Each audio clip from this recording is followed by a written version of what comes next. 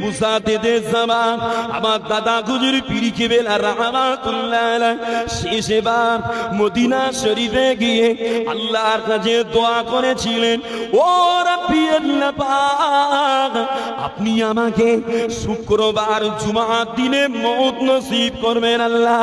কেননা আল্লাহ নবী হাদিস পাকে বললেন, মা মিন মুসলিমিন ইয়ামুতু ইয়াওমাল জুমাতি আও লাইলাতাল জুমাতি ইল্লা ওয়াকাহুল্লাহু ফিতনাতাল কবরি।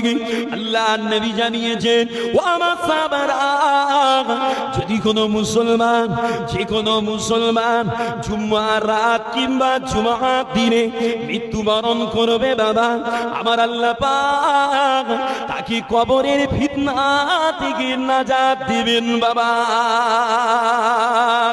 ও আমার ভাইজানেরা, ওই দিন মদিনা শরীফের দোয়া, আমার দাদা হুজুরের দোয়াটা আমার আল্লাহ পাক কবুল করেছিলেন বাবা।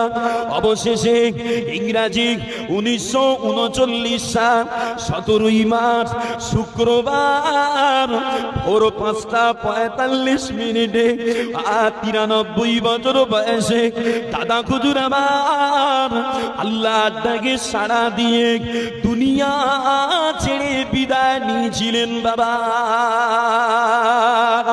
আমার ভাইজানেরা, ওই শুক্রবার দিবাগত রাতে মস্তানজি দায়রা শরীফে দাদা হুজুরকে স্বপ্ন দেখেছিল বাবা। দাদা হুজুরকে স্বপ্ন দেখে দাদা হুজুরকে জিজ্ঞাসা করেছিলেন, ও আল্লাহর ওলি মুজাদ্দিদে জামান, আপনার জানাজার ইমামটা কে হবে? দাদা হুজুর আমার জানিয়েছিলেন, ও বাবা মুস্তানজি, আমার জানাজার নামাজের ইমাম হবে তোমাদের বড় ভাই আব্দুল খাই সিদ্দিকী বাবা। তোমাদের বড় ভাই জানাজা পড়াবে বাবা।